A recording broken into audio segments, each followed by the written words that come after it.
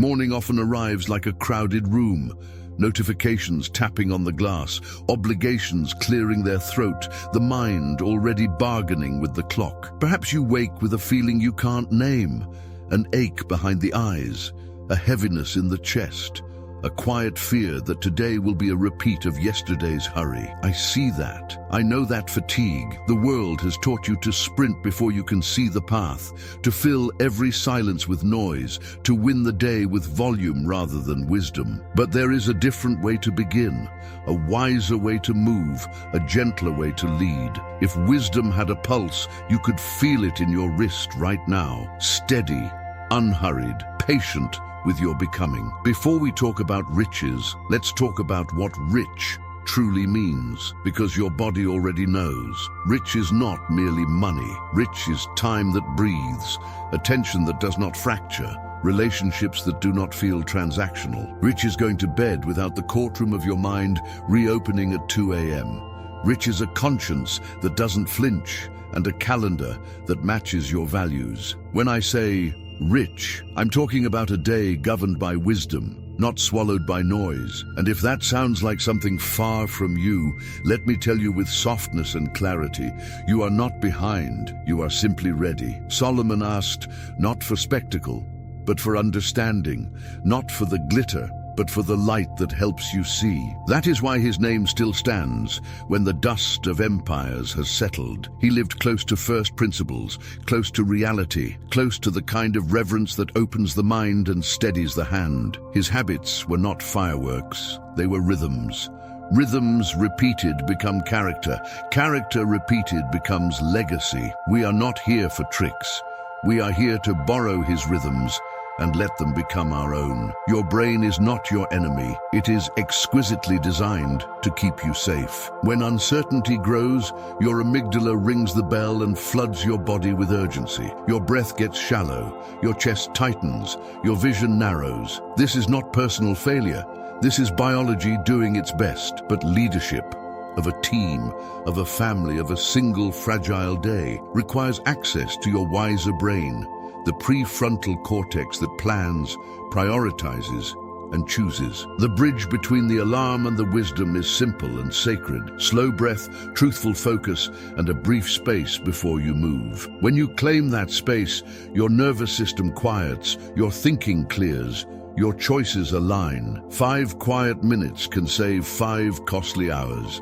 Read that again in your head and feel what softens. You don't need louder strategies, you need truer ones. You don't need more hustle, you need more honesty. Solomon's daily habits, 7 of them, are small enough to practice and strong enough to carry a life. They are habits you can touch, name, and repeat. They form a trellis for your day. The way a vine needs structure to fruit, the way a city needs a gate, the way a judge needs 2 witnesses before a verdict. They are ancient because they work. They are daily because wisdom spoils when hoarded. It must be harvested, shared, and started again tomorrow. As you listen, let your body slow. Unclench your jaw, drop your shoulders, inhale through the nose, counting 4. Hold gently for 2.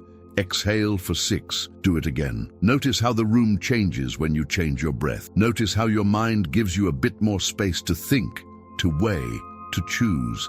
This is practical spirituality, the inner posture that lets discernment translate into action. This is emotional neuroscience, your nervous system partnering with your intention so that what you know becomes what you do. I want you to prepare something simple. A small note or the corner of a page will do. Draw 3 short lines. On the first line, write purpose. On the second, write constraint. On the third, write person to honor. We'll return to these lines often because wisdom condenses into clarity.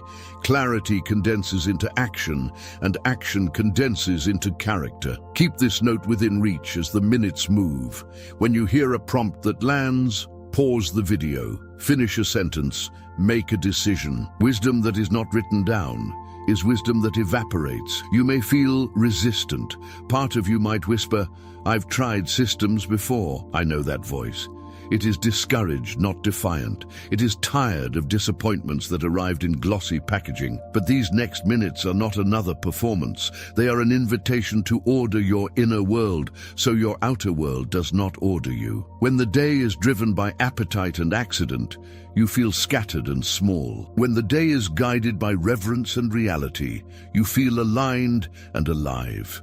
The difference is not willpower alone, it is a pattern repeated. We will not argue with your exhaustion. We will not shame your distractions. We will simply offer you 7 daily moves that have carried leaders, builders, and ordinary people through complicated seasons without losing themselves. Imagine a scale settling into balance, a vineyard fence mended, a council gate where words are weighed, an ant carrying a seed with quiet persistence, a judge who refuses to rule until both sides are heard. These are not ornaments, they are anchors. You will return to them when the noise rises. You will remember them when your calendar fills. They will meet you in your commute, your inbox, your kitchen, your meetings, your late-night doubts. There is one more thing. Authority without fairness collapses. Speed without reflection burns out. Accumulation without integrity corrodes from within. You already know this, not because someone told you, but because your body remembers how chaos feels and how clarity feels. Today, you will begin the simplest practice of sovereignty, choosing what governs your hours. The wiser part of you is listening now, closer than your breath, older than your excuses, kinder than your fear. Let it lead. So take one last slow inhale and loosen the grip of urgency. The day is not a courtroom where you must defend your worth.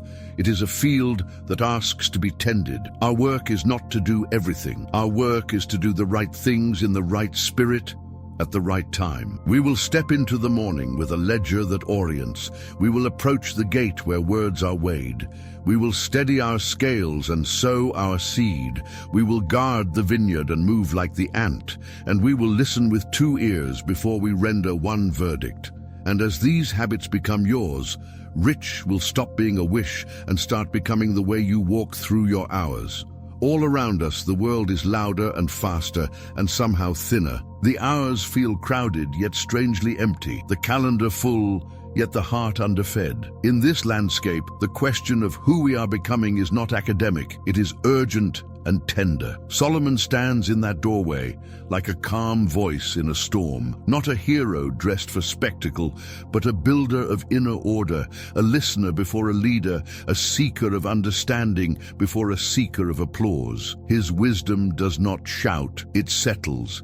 It clears the air inside your chest. It lets you see. What made his wisdom different was not magic or the fluke of fortune, it was orientation. He turned his face toward the source rather than toward the noise. He asked for a discerning heart, which is another way of saying he wanted to know what is truly happening beneath the surface of things.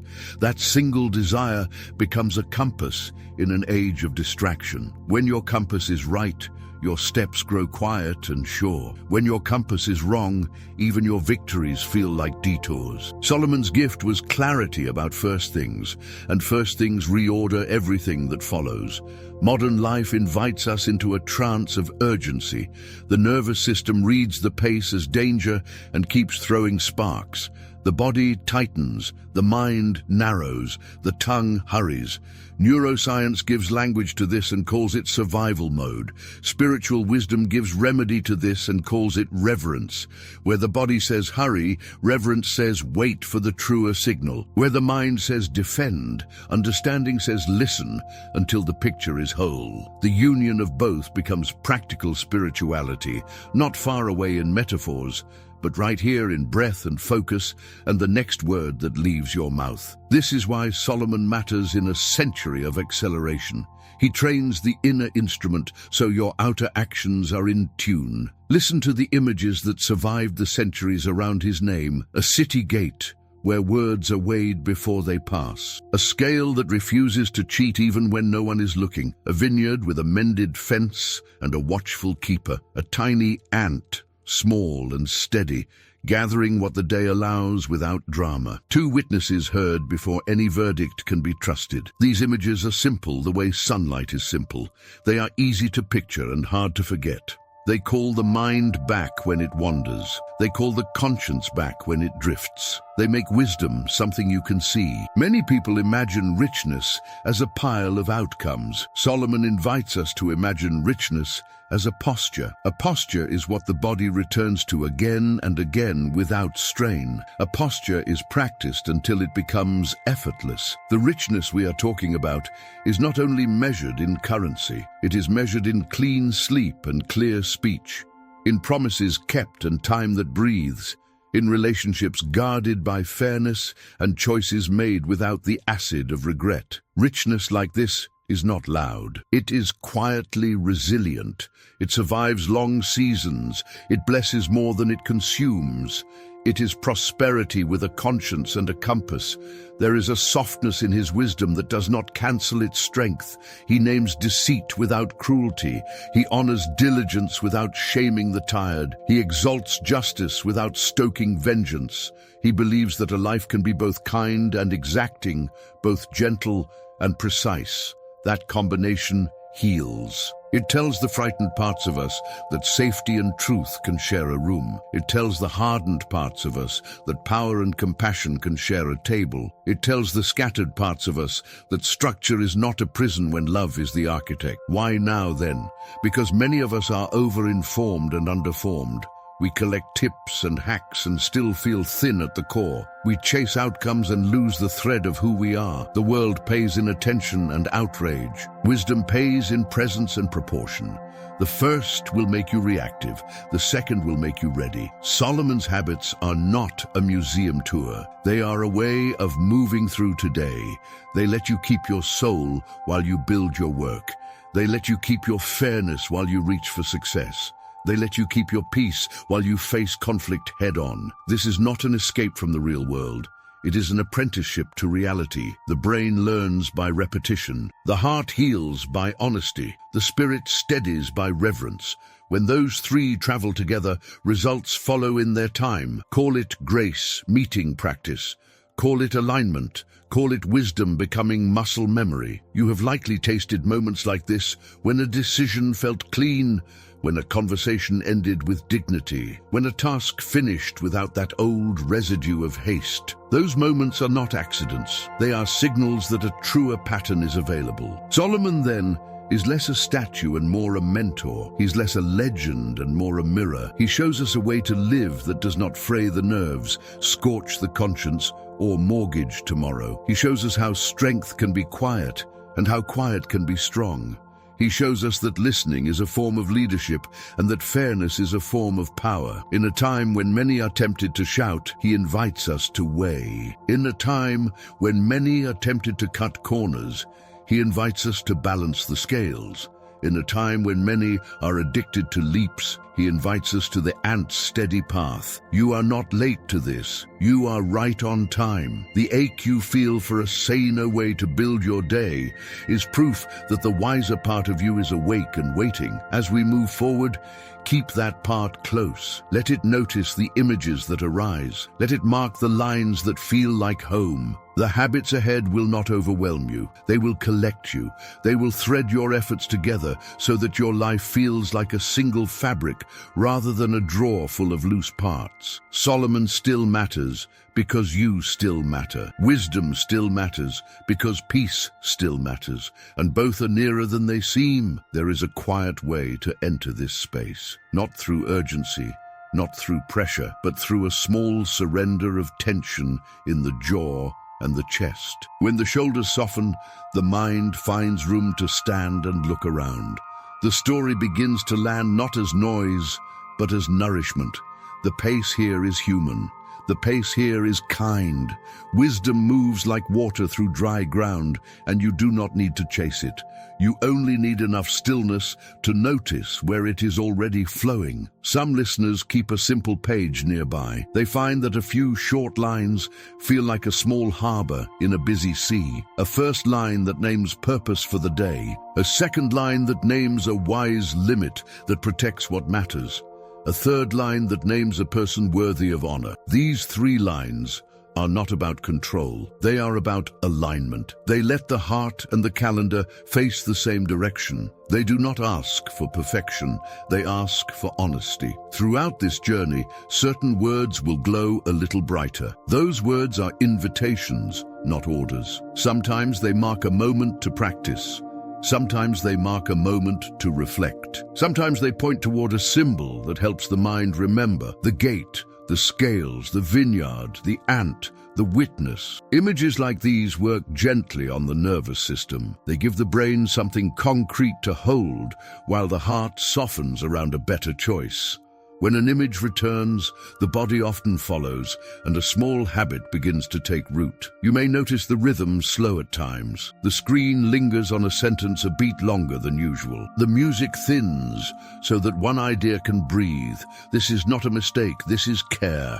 The mind that rushes misses the hinge on which a day can turn. Neuroscience calls this hinge a moment of regulation. The breath grows steady. The pulse regains its cadence.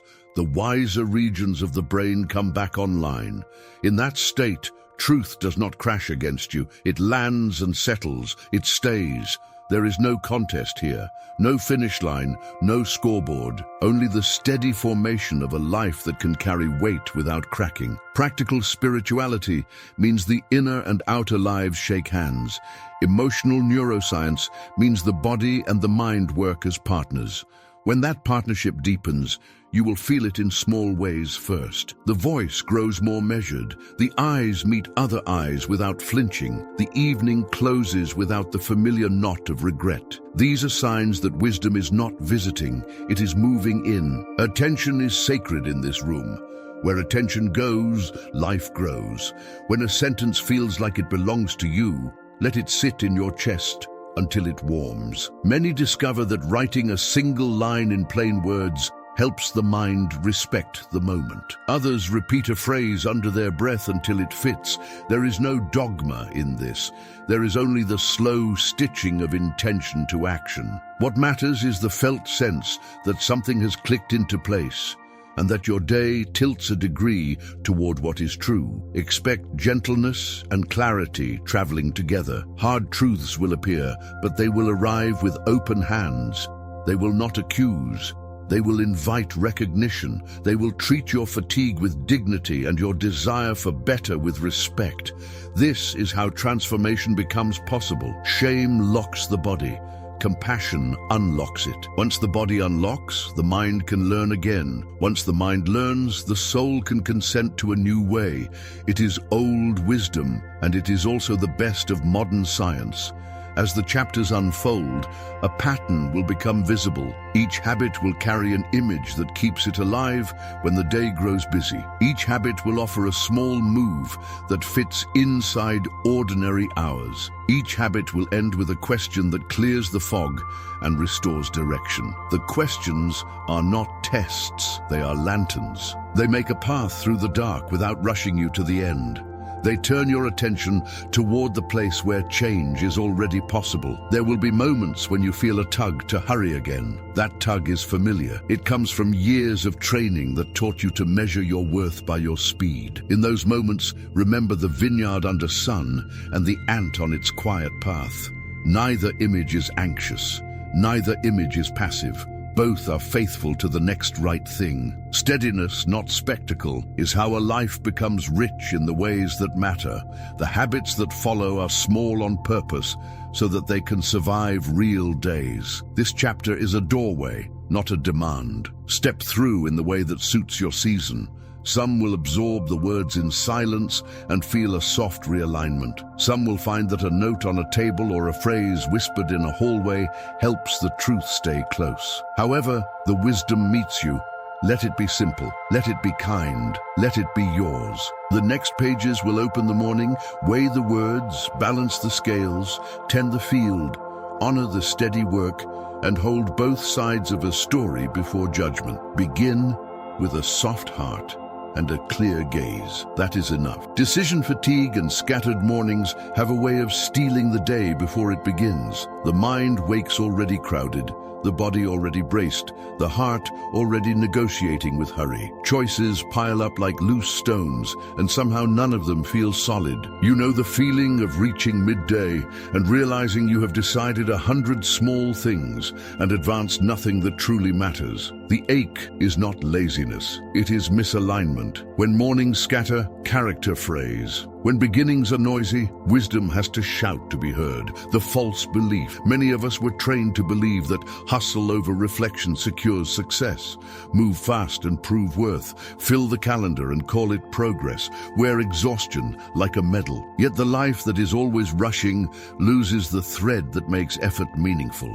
Speed without orientation becomes drift at a higher tempo. The nervous system reads urgency as danger, and the mind narrows to the next problem, not the right priority. Hustle without reflection refuses counsel from the part of you that actually knows what matters. The expectation breaker. 5 quiet minutes can save 5 costly hours. Read the sentence slowly and notice what softens inside. 5 quiet minutes can restore proportion. 5 quiet minutes can bring the wiser regions of the brain back online. 5 quiet minutes can turn noise into signal and reaction into choice. The difference is not dramatic on the outside, it is foundational on the inside.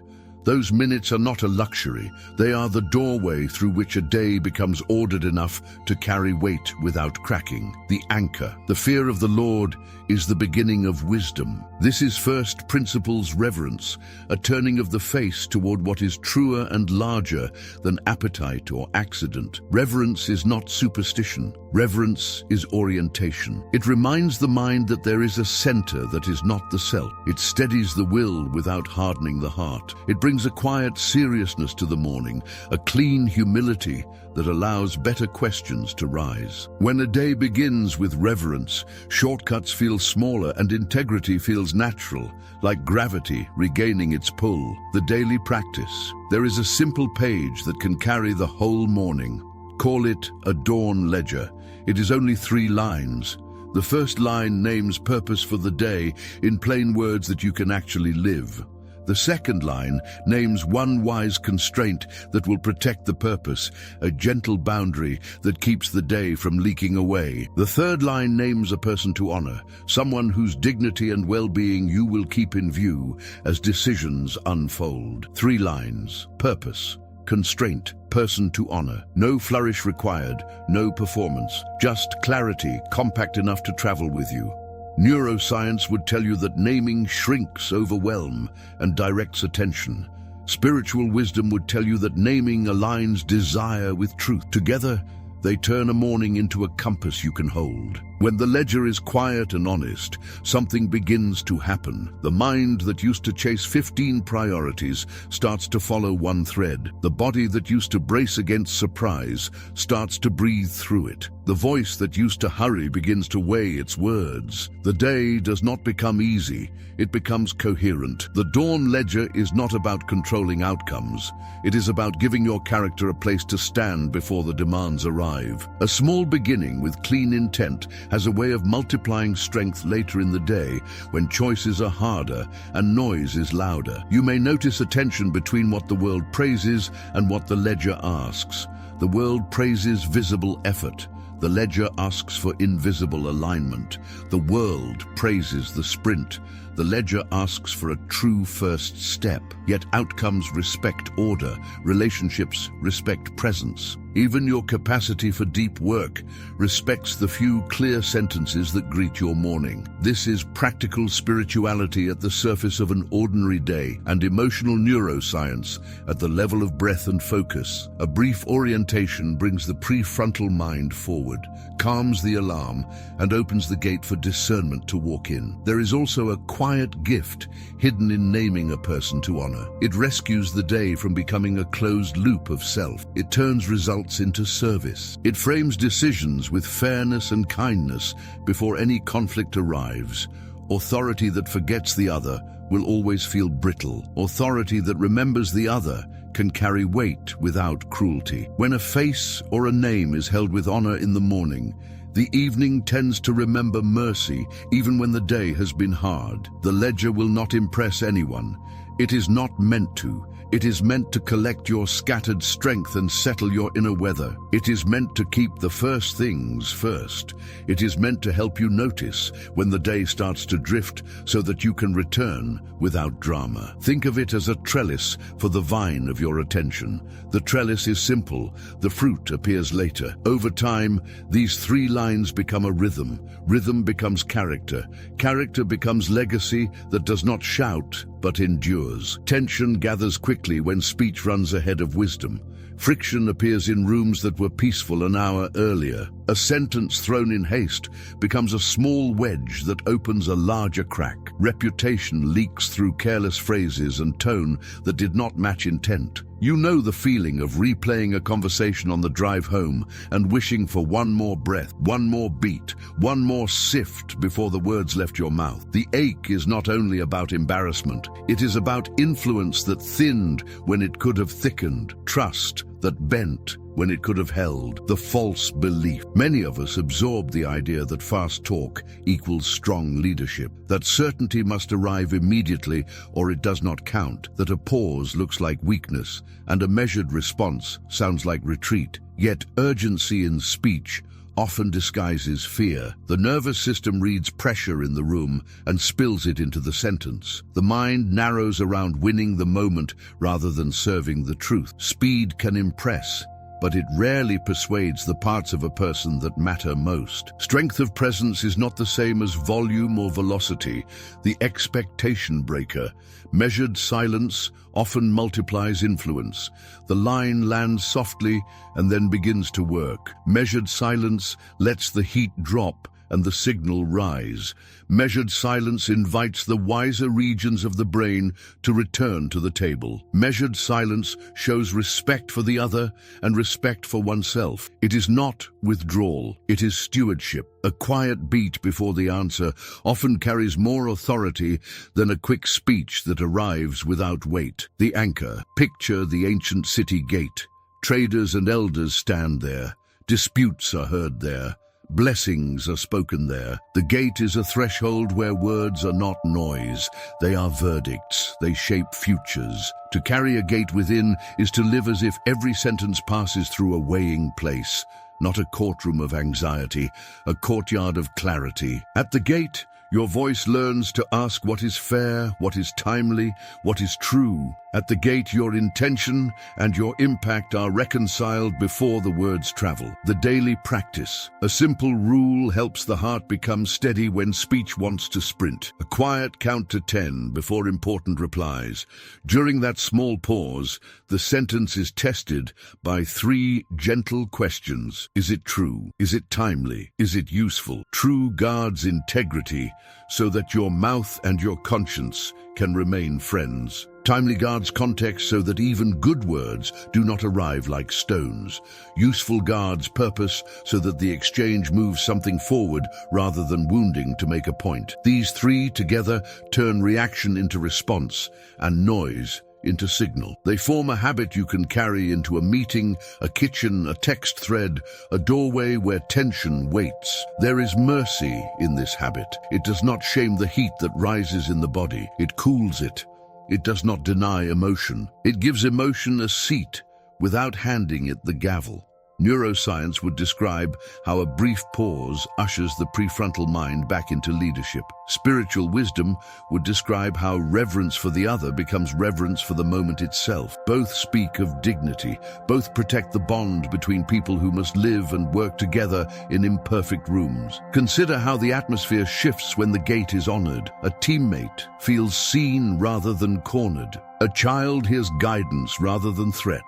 A partner receives clarity rather than sarcasm shaped like humor. The same mouth that once scattered a room can gather it. The same voice that once tightened a chest can loosen it. This is not theatrical, it is embodied. The shoulder line softens, the cadence slows, the listener leans in because safety and strength are arriving together. There is also wisdom in knowing that some words are expensive.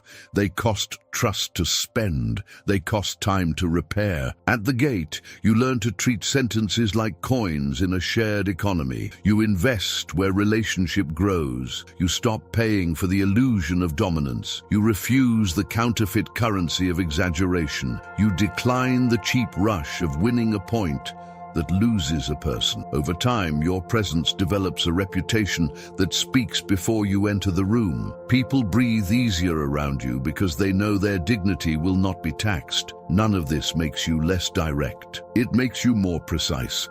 Directness becomes a form of care rather than a cover for impatience. Candor becomes a healing blade rather than a dull weapon. Fairness becomes a habit rather than a performance. When mistakes happen, and they will, the gate is still there. You can return to it and repair with the same ingredients: truth, timing, usefulness. The pattern that steadies speech also steadies apology. The same restraint that guarded the sentence now guards the relationship. Influence grows quietly in such soil. Meetings move with fewer detours. Decisions land with less residue. Conflicts end with more dignity. Your words begin to carry the weight of someone who listens first and speaks from a center that does not wobble when tested. In a loud time, this is rare. Rare things are valuable. Value accumulates when a person becomes known as a steward of speech. The city gate is not a relic. It is a living place within you, where wisdom learns to speak like a good judge and a faithful friend. Money anxiety has a way of living in the body, even when the balance sheet looks fine. The shoulders lift a little, the breath shortens, small compromises begin to whisper that no one will notice and that the ends will justify the means. You feel the tremor in decisions that touch price and promise. You feel the fatigue that follows a day of transactions that moved but did not honor. There is a grief that comes when profit grows and peace shrinks. It is the grief of a life that is technically working and quietly unraveling. Integrity frays in invisible threads first. Generosity withers in the shadow of fear. By evening, the question arrives inside the chest. Did I keep faith with myself while I tried to keep pace with the world? The false belief. We are told that wealth is mostly aggression and luck, and that conscience is a luxury purchased after winning. We hear that clean dealings are naive, that sharp corners are a mark of intelligence, that generosity is branding with a halo. Yet the spirit knows better, and the nervous system knows better. Cutting corners taxes attention because the mind must now manage the story and the secret. The body does not rest well when the ledger is clever, but not clean. What looks like gain on paper becomes a leak of inner authority. Over time, the cost is heavy. Trust thins. Relationships turn cautious. Confidence becomes performance rather than poise. The expectation breaker. Honest scales protect. Generosity multiplies options. Say it slowly until it settles. Honest scales protect your sleep and your signal.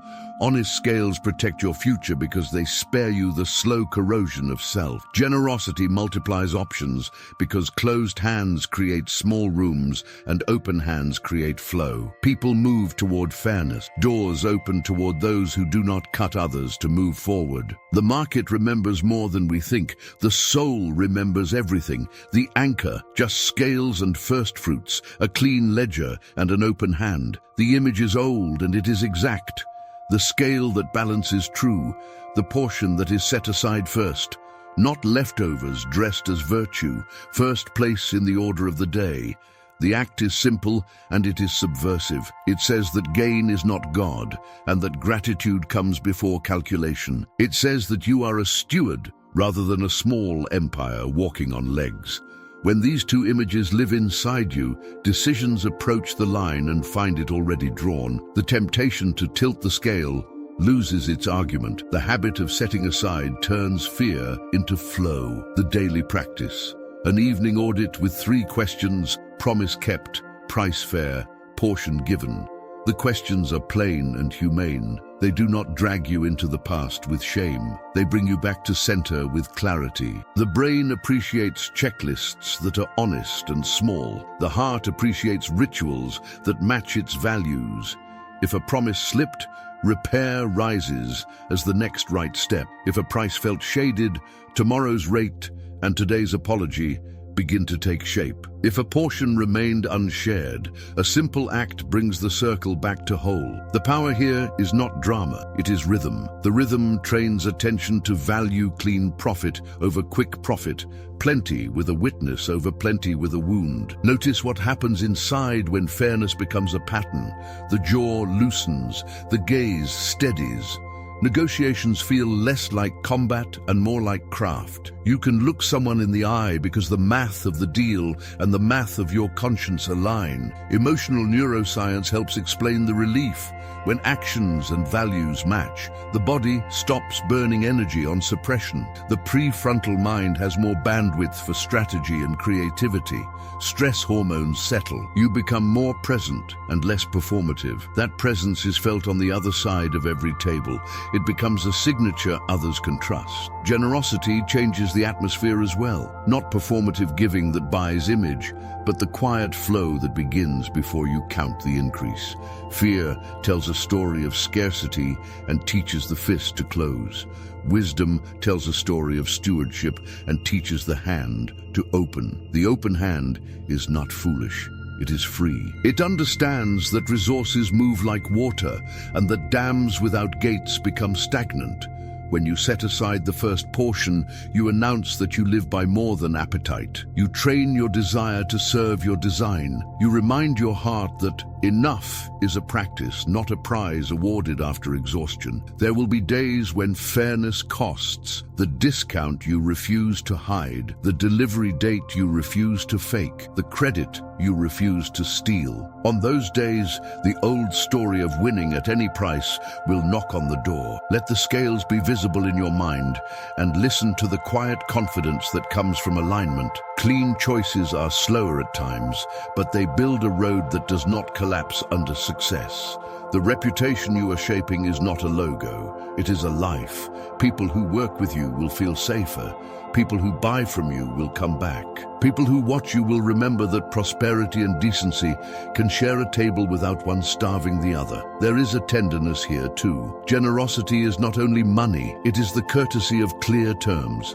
It is the grace of patience when someone stumbles in good faith. It is the habit of sharing information that helps another find their way. It is time given without resentment. It is credit shared without fear. These are the seeds that grow cultures worth staying in. These are the seeds that make families and teams stronger than any single quarter can measure. Integrity and generosity together make a home for wisdom. One without the other limps. Integrity without generosity turns rigid and cold. Generosity without integrity turns sentimental and sloppy. Together, they create a field where good things grow without poison in the soil. You feel it when you walk into a room built on these two.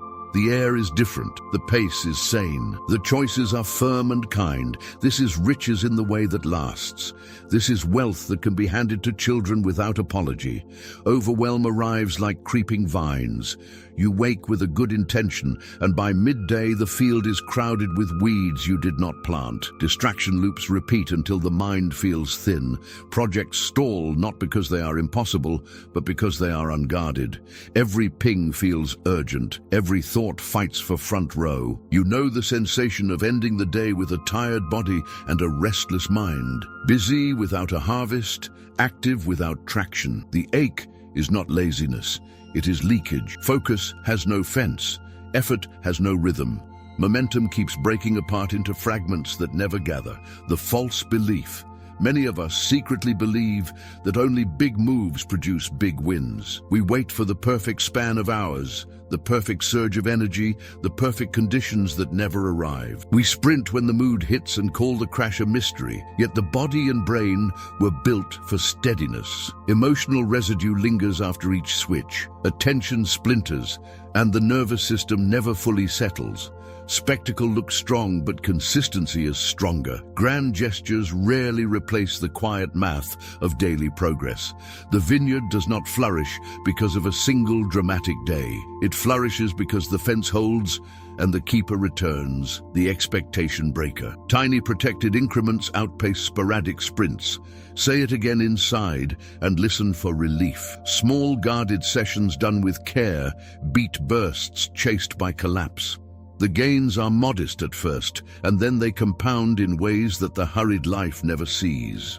Slow is not weak. Slow is accurate. Slow is sustainable. Slow is how mastery grows roots deep enough to survive weather. The anchor, a vineyard under sun, a fence mended and patrolled. A keeper who knows that wind and insects and wandering feet will always test the edges first, and an ant moving along its path without drama, carrying a piece just large enough to move, returning for another and another and another. These are not romantic images, they are blueprints. The vineyard image says, protect the field where your best work grows. The ant image says, gather in steady measures and trust the math of return. Together, they create a way of living that is calm in the face of noise and quiet in the face of pressure. The daily practice. 2 moves carry this habit. A fenced hour each day where the borders are respected like a field under watch. An ant task that takes about 15 minutes and compounds over time. The fenced hour holds a single thread of meaningful work and keeps the gate closed to interruptions. The ant task is the smallest honest action that makes tomorrow easier and builds momentum even on crowded days. These moves are not heroic, they are faithful. They ask for presence rather than performance and consistency rather than theater. Something shifts inside when the fence goes up. The body recognizes safety and the mind widens. The pulse steadies, the breath lengthens. The deeper regions of focus turn on and your work begins to feel like craftsmanship instead of crisis management. Emotional neuroscience has a simple explanation for this piece. When your attention stops jolting between contexts, the brain reduces alarm signals and grants you access to better planning and creative insight. Spiritual wisdom says the same truth in a different tongue. Guard what is entrusted to you and give your effort the dignity of undivided presence. The ant task changes your relationship with scale. You stop waiting for a sweeping miracle and start trusting the daily portion. You stop measuring worth by how much you do at once and start measuring by how faithfully you return. One careful page, one email that clears a block, one set of notes filed where your future self can find them, one drawer emptied, one conversation scheduled. Small acts with compounding power. Over time, they stitch a fabric of progress that does not tear when life is imperfect, because it was built inside imperfection from the beginning. The vineyard image speaks to boundaries outside and inside. Outside, you choose which voices enter your field during the protected work. Inside, you choose which voices are allowed to narrate your effort. The critic that claims you are behind, the fear that claims you are not equal to the task, the boredom that looks for an easier dopamine loop. When the fence holds, those voices lose jurisdiction. They can pass through the mind like weather without setting up a tent. Your work stops living at the mercy of moods. There is gentleness in this habit that does not cancel its rigor. It does not shame you for the unfinished. It gathers you for the next right portion. It does not glamorize exhaustion. It honors sustainable strength. It does not pretend that interruptions are rare. It simply refuses to let them define the day. The vineyard will always need tending. The ant will always need to return. The grace is that they do not grow weary of small faithfulness. Neither should you. People around you feel the difference when focus becomes your culture. Meetings shorten because clarity rises. Projects finish because the middle is protected. Teams breathe easier because they can predict your steadiness. Families feel less like afterthoughts because your work stops bleeding into every hour. You become known not for bursts that fade, but for a presence that keeps its promises to the task and to the people the task serves. Some seasons are brutal. Fatigue stacks, obligations multiply, and even the fenced hour feels contested. In such times, the ant task often carries the whole day. It is enough. Faithful attention to a small piece keeps the embers alive until the winds change. When the season eases, momentum is ready to grow again because it never truly stopped. The harvest belongs to those who kept tending in small ways when the field felt harsh. Misjudgments leave a taste that lingers. Rooms grow cautious. Teams stop sharing the full picture. Relationships carry a thin crack that spreads with time. You know the feeling of realizing too late that one version of the story was not the whole story, and that your decision hardened before the truth had a chance to arrive. Trust is delicate. Once bent, it does not spring back on command. The ache is not only about being wrong, it is about being unfair and sensing how authority loses its center when fairness is ignored. The false belief. Being right seems to matter more than being fair when adrenaline is high. Pride whispers that the quickest verdict is the strongest verdict. Ego loves the rush of certainty. The body joins the dance with a quickened pulse and a narrowed gaze. Yet the wise know that speed often masquerades as strength while quietly serving fear. A verdict reached without a full picture is not leadership. It is haste dressed as courage. What looks like control in the moment becomes cleanup later, and the cleanup always costs more than the pause would have. The expectation breaker. Justice first leads to authority that lasts. Say it slowly. Justice first steadies the voice. Justice first calms the room. Justice first changes the quality of the decisions that carry your name. When people feel that fairness is the rule rather than the exception, they begin to hand you their trust without bracing for impact. Authority that is borrowed from fear fades. Authority that is earned through fairness endures. The anchor. Picture the old city gate where two witnesses are heard before any verdict is spoken. The image is simple and it refuses shortcuts. Two witnesses means two angles, two experiences, two sets of facts that must be held in the same hand before judgment is allowed to speak. Carry that gate inside your chest. Make it a place where every decision passes through a brief weighing. Not a trial that shames, a listening that honors. At the gate, the noise of accusation lowers. At the gate, the quiet of truth is given room, the daily practice. Before any judgment, ask one question. What is the strongest fact that favors the other side? Not the easiest to dismiss, the strongest. Let it stand in the light long enough for your body to stop fighting it. This practice does not weaken your position. It strengthens your integrity. It unclenches the mind and invites the wiser regions of the brain to return to leadership. Emotional neuroscience notes what you can feel. When certainty softens for a moment, cortisol eases, the breath deepens, and perspective widens. Spiritual wisdom names the same shift in gentler words. Mercy clears the dust so justice can see. Listen to how the atmosphere changes when both sides are genuinely heard. Tone lowers, shoulders loosen. People who disagreed a minute ago begin to look in the same direction. They feel the floor again under their feet. Respect returns, and with it, the willingness to accept outcomes, even hard ones. A team that experiences this rhythm grows a spine and a heart at the same time. A family that experiences it learns that love can be honest without becoming cruel. A leader who practices it becomes a shelter in stormy weather. There is a humility at the center of this habit, and it is not weak. It is disciplined. It refuses to confuse loud with true and quick with clean.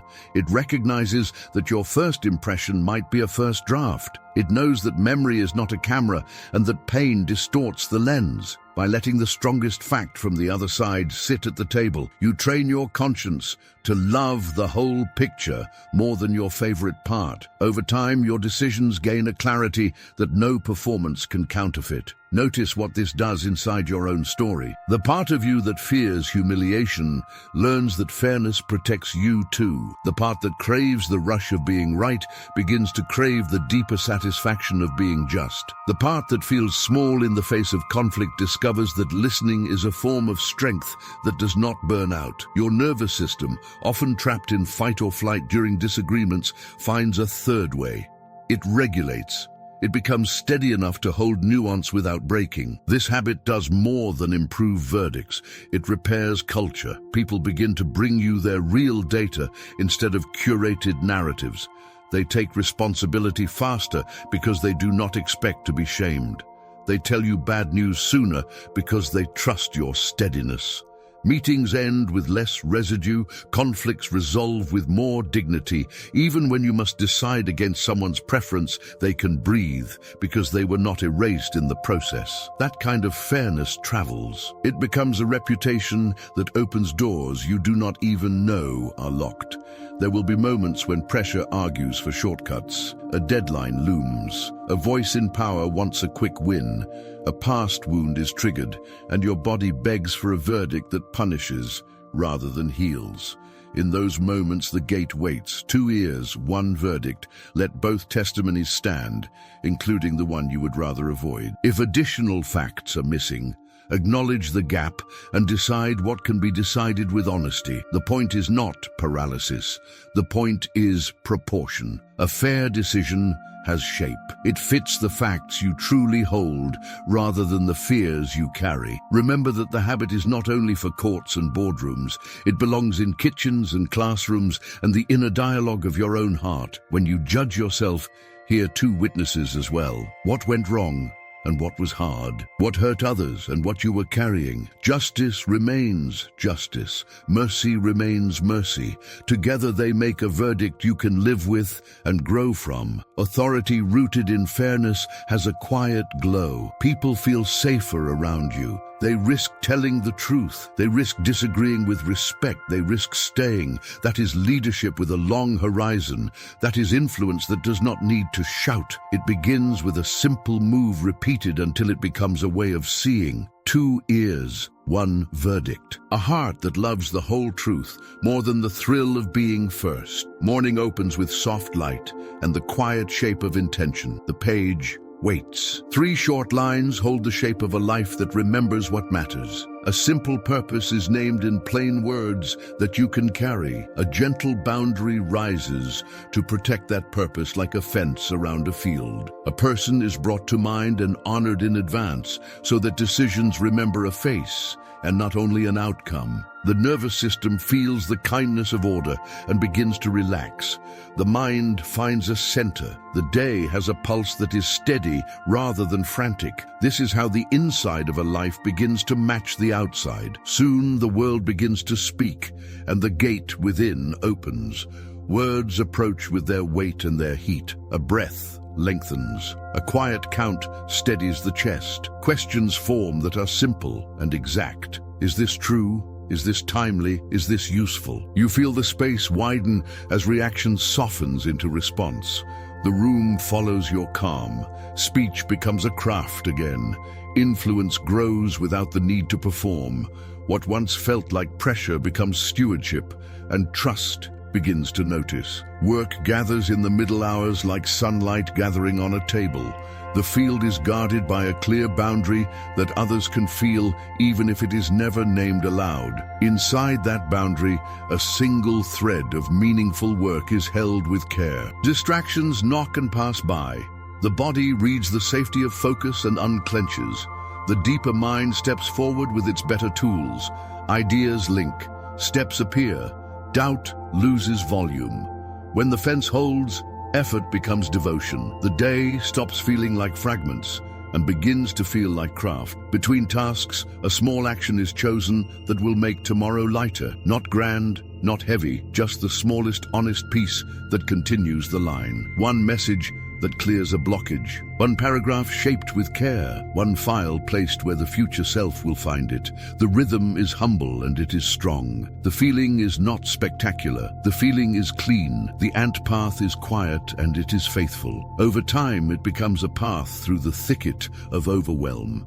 Meetings and conversations arrive with their familiar complexity. 2 stories enter the space and ask for a verdict. The old pull towards speed appears and waits to be chosen. Instead, listening takes the lead. The strongest fact that favors the other side is allowed to stand long enough for breath to return. Heat lowers. Vision widens. The choice that emerges is fair rather than flashy. People feel the difference and begin to trust the ground under their feet. Authority grows roots when fairness becomes the habit that governs the room. As shadows lengthen, the ledger returns. Evening light asks quiet questions and welcomes honest answers. A promise is remembered and held up to the day. A price is considered and weighed against fairness rather than fear. A portion is set aside not as a boast, but as a blessing. These small examinations become a refuge rather than a trial. They gather the day into integrity so that sleep has a soft place to land. The body knows when the scales are honest. The mind knows when generosity has opened a window and let the air in. Notice how the whole day begins to harmonize. The morning gave a compass. The gate guarded the current of speech. The fence protected the work that matters. The ant path kept progress alive when life was imperfect. The hearing of both sides preserved justice and with it, credibility. The scales and the seed closed the loop with clarity and kindness. Each habit held its place and then reached to steady the others. None demanded drama.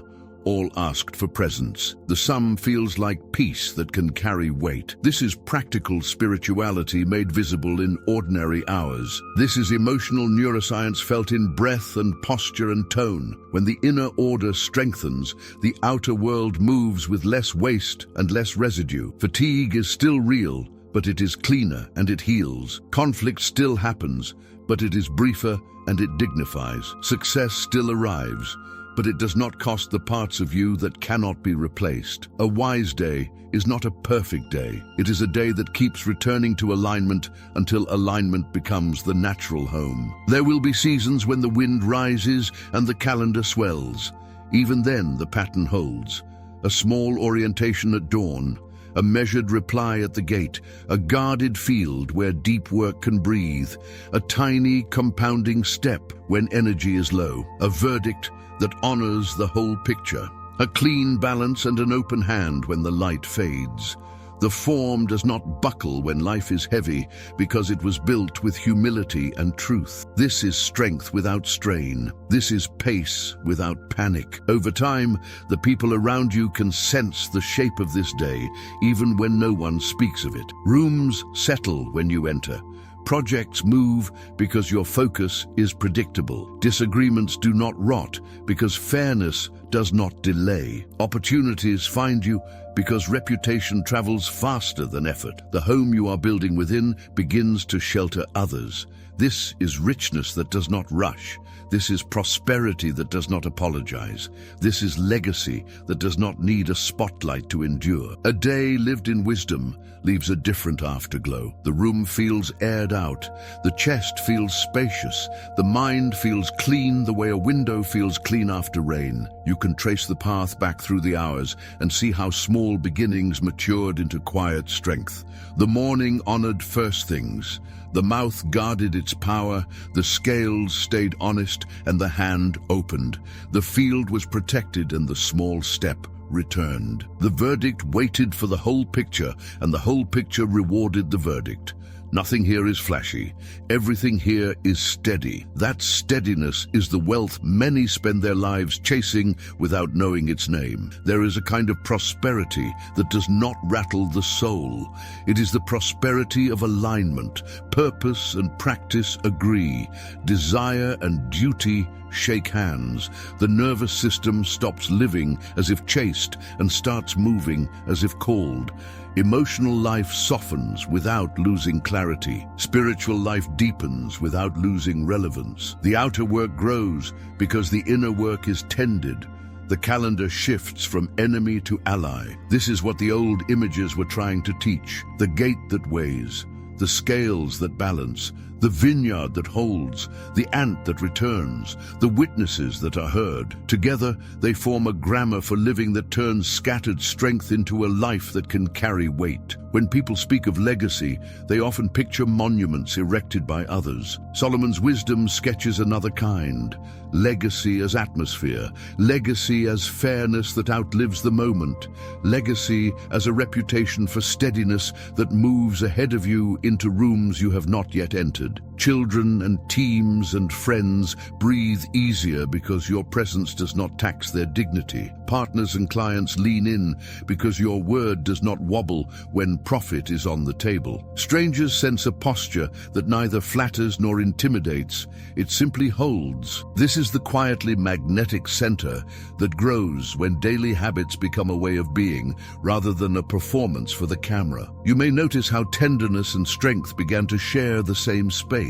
The tenderness that knows people are carrying more than they show. The strength that keeps promises even when no one is watching. The tenderness that listens for the strongest fact from the other side. The strength that declines shortcuts when no one would catch them. In that union, your life becomes a shelter. The heat of the day still comes, but those near you find shade. The winds still rise, but those near you find a windbreak. This is leadership that heals rather than depletes. This is influence that does not need to shout. Some will feel a pull to make this grand, to stack goals until the scaffolding wobbles. Wisdom smiles at the impulse and offers a humbler road that somehow finishes more. One clear line in the morning, one measured breath at the gate, one clean dealing at the table, one protected hour in the field, one faithful return to the smallest step, one choice to hear before ruling, one portion set aside before counting the rest. Repeated in ordinary weather, these moves become muscle memory. Muscle memory becomes character. Character becomes the quiet power that keeps choosing the next right thing long after enthusiasm fades. There is grace for stumbles here. Habits slip, fences sag, words run ahead. When that happens, the path back is already marked. The ledger waits without scolding. The gate is still standing. The scales can be checked. The fence can be mended. The ant can return. The second witness can be heard. None of this requires drama. It requires remembering who you are when you are most aligned. That remembering is easier each time because the body begins to recognize the feel of home and looks for it. Think of all the places this pattern will travel. Into a workshop at dawn and a kitchen after dark. Into a budget meeting and a hospital waiting room. Into a difficult conversation with a parent and a tender moment with a child. Into the solitude of a commute and the noise of a negotiation. Wisdom that only works in monasteries is incomplete. Wisdom that survives traffic and deadlines and grief is the kind that builds a life. That is the promise hidden in these habits. They are portable, they are durable, they meet you where you actually live. Across the years, your wealth will be measured in more than totals.